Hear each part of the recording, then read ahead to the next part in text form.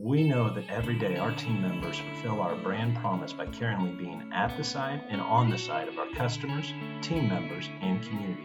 We want to care for you in the same way by making time for education, reflection, and renewal. We hope you enjoy this installment of our Employee Wellness Series. And remember, let's be careful out there.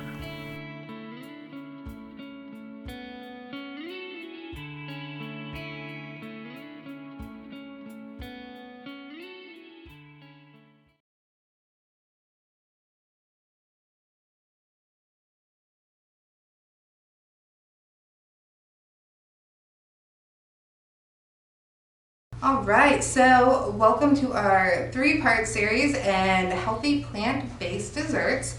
We're gonna kick this off with our first plant-based dessert, banana ice cream. I love this recipe. It is so easy. I can get my kids involved in cooking it, and in making it. Doesn't involve any cooking, and it only uses one ingredient. All you really need to make your own banana recipe is bananas and a blender. So let's get started.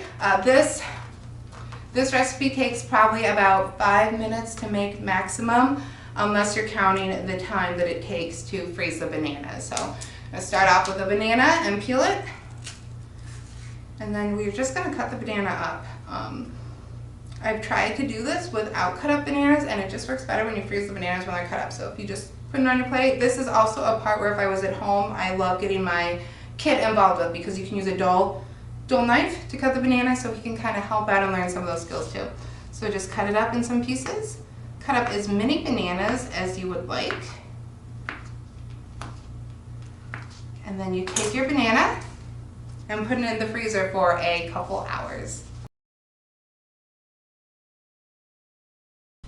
All right, so with a little bit of movie magic, we now have 3 frozen bananas. I did prepare them ahead of time, but grab them now. And the next step, you just take these pieces of banana and put it in a blender. All right, so that blended for about 2 full minutes. And now we have a really creamy blended up banana in here that has the exact same consistency as ice cream. So the next steps are opening up your blender, scooping it out, and adding whatever toppings you would like on it. My kid's personal favorite is sprinkles. And I have to say that I've become pretty fond of sprinkles on my banana ice cream too. Alright, so I have my ice cream scoop here. I'm gonna scoop a couple scoops of ice cream into my ice cream bowl.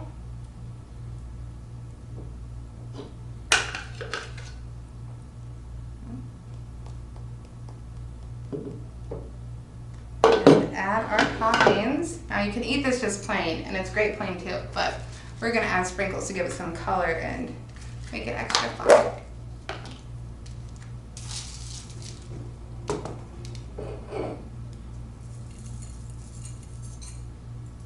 And it's ready to eat.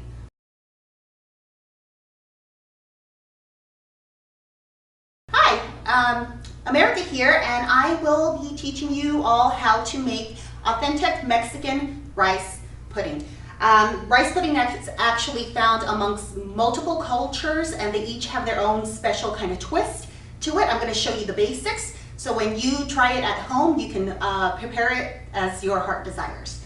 So first, we do start off with about a cup of long grain rice. You can also use short grain rice, but cooking temperatures and lengths will vary. But most definitely, I've been taught with long grain rice. It's most commonly found, it's usually in everybody's pantry.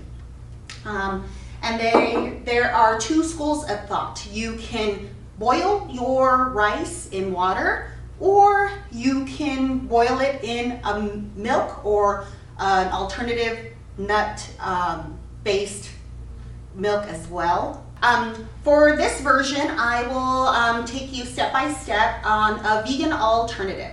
So first, you can wash your rice. We want to make sure we rinse off any kind of dust or yuckiness since it's been sitting on the shelf for a while. Then you want to place it into a large stock pot. Because if you have a shorter pot, the products will tend to boil over, creating a mess. So it's nice if you have a taller stock pot, such as demonstrated here. And you can first boil the rice in water to save on any kind of money, especially when you're being budget friendly or money conscious. You might not want to use a whole gallon of soy milk to boil your rice. So it is cost friendly and effective. So first boil your rice in water, and once it's cooked, and you can use a 1 cup of rice to 3 cups of water ratio, you can drain out any excessive liquid. And the first boil should take anywhere about 15 to 18 minutes. Once you've drained off your rice, you can put it back into your stock pot and add 1 cup of any kind of milk that you'd like. Personally, I find soy milk gives the rice pudding a more richer consistency, but you can also add almond milk or coconut milk to give it additional flavor boost. If you do decide to try coconut milk, definitely consider buying the cream of cacao or cream of cocoa. It will give it a much frothier, foamy consistency. Once you have your rice sitting in with the milk ratio, you can add a number of different fruits, nuts, spices. Traditionally, we use cinnamon sticks or canela. We break that up and we have it simmering and cooking along with the rice. This version that I've made today also includes a teaspoon of vanilla extract to give it a sweeter consistency. Also, I used about a half a cup of sugar. I would suggest you taste the pudding as it reduces, so you can make it as sweet or as unsweet as you'd like. Traditionally in Spain, it is flavored with oranges. So at the end, once your pudding has reduced, which will take an additional 15 to 20 minutes, you can squeeze an orange into the mixture just to give it a brightness. And upon serving, you can grate some orange zest. What's great about rice pudding is that it is perfect for the summer and for the winter, fall seasons as well, because it can be chilled and eaten cold or even sometimes frozen. You can place the pudding into a freezer pop container for like a summertime treat, but it can also be eaten right off the stove completely hot. Other cultural traditions have flavor profiles including rose and cardamom and pistachio nuts. That's very common in India. Or you can have, as I mentioned, coconut. That's very common in Cuban versions and in Puerto Rican versions. Also in Jamaica, nutmeg and star anise is used. So rice pudding is kind of found amongst various cultures throughout the world and served either hot or cold depending on your preference. So enjoy.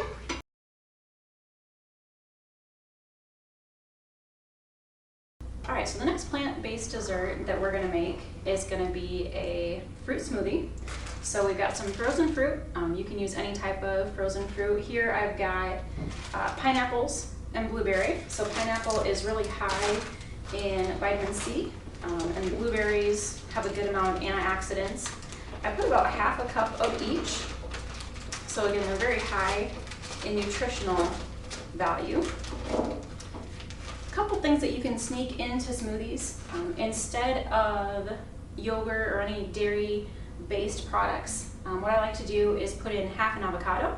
So the half of avocado not only is gonna add extra nutrients, it's gonna add your healthy fats, it's gonna add vitamins, minerals, and it's also gonna add the creaminess to the smoothie.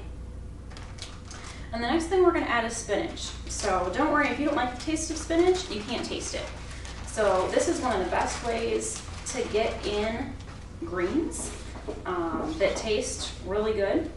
So it's a really good way also to trick your kids into having greens. Believe me, this works with toddlers and teenagers. They can't taste it, they don't see it. Spinach is high in folate, it's high in iron, high in a lot of other vitamins and minerals. Now a couple optional things you can put in. I usually put in a plant-based protein. So this has just as much protein as the whey powders. So if you're looking for a plant-based alternative, there's brown rice powder, there's pea powder, a bunch of different powders out there that if your stomach can't handle whey, they're a great alternative. And again, this is a completely plant-based smoothie. So you're gonna have your protein, your vitamins, your minerals. Avocado also helps you keep full. This is an optional powder. This is just a little extra fruits and vegetables and vitamins. And as far as mixing, so you can put orange juice in here, you can put water, you can put coconut water, coconut milk, pretty much any type of fruit juice, watered, flavored mix that you like. All right, so we just blended it. As you can see, it's a nice blue color.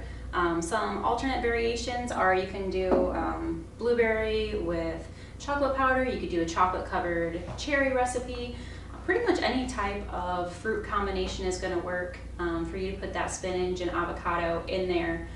Like I said, extra vitamins and nutrients, and you really just taste the fruit or whatever flavorings that you put in there. This can be a great way, instead of like a sports drink after sports, it can be a great way to start your day for breakfast. It can be an alternative for a healthy snack.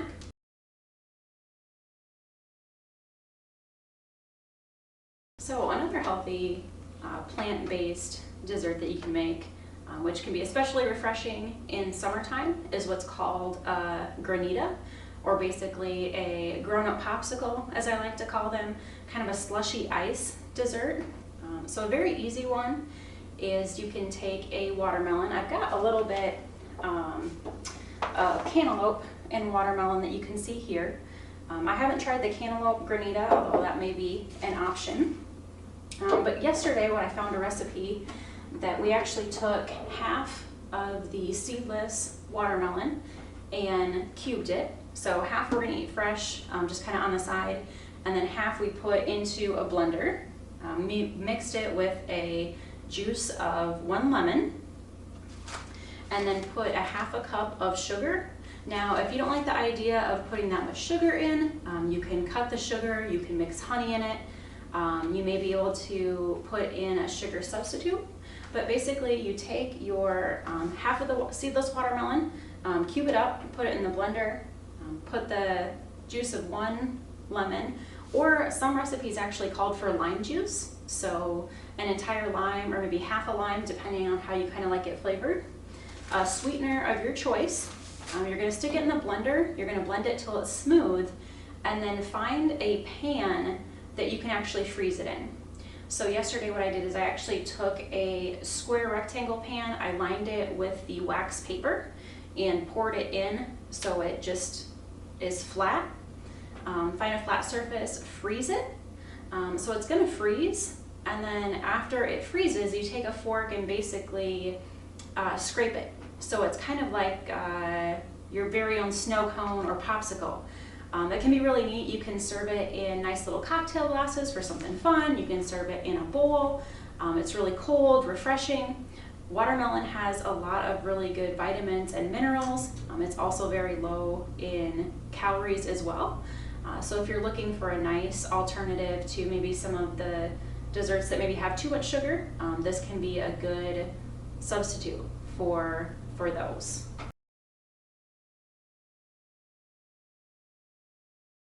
So the next plant-based dessert for all of you chocolate lovers, we are gonna make brownies, but a little bit healthier version of the brownie. Just as thick, just as fudgy. There's a ton of different recipes out there. We're secret black beans. So instead of any of the white flour, you substitute a cup of beans. It's important that you take the can out, rinse the beans, so put them in like a sieve or something that where you can actually rinse them off, so they have all the liquid off of them. And then use your blender again, put the beans in the blender. There's several different recipes out there. We will have a Word document that has all of the recipes that we've shown here today, as well as some alterations and maybe some extra recipes for you on a Word document. We will link that with the video. The recipe that I found yesterday that turned out really well, it had the black beans, it had a little bit of honey, a small amount of sugar, a little bit of baking powder, eggs, of course your cocoa powder. We put some chopped up chocolate in there for chocolate chips. If you are dairy free, you can do dairy free chocolate chips chopped in there. There's also different alternatives for frosting, so you could do an almond butter frosting, a peanut butter frosting, add a little bit of protein. But what's nice is if you're trying to cut out the flour, trying to get a little bit more fiber in your diet, these black bean brownies are a wonderful alternative to flour-based brownies. They also taste absolutely wonderful with ice cream. If you've noticed lately in the grocery store, a lot of grocery stores are actually carrying plant-based ice creams. So different options that you have for those are, you've got your oat milk based, your soy milk based, there's some that are based off sunflower milk. Several different brands have those. So again, if you're lactose intolerant, or maybe you're trying to cut back on your dairy products, I will warn you that some of the ice creams, like the Ben & Jerry's non-dairy version, they have just as many calories and sugar. They also taste just as good, but they can be a good alternative if you're kind of trying to not have as much dairy. So these I would recommend with like a caramel ice cream. Oatly has a really good oat milk based caramel ice cream.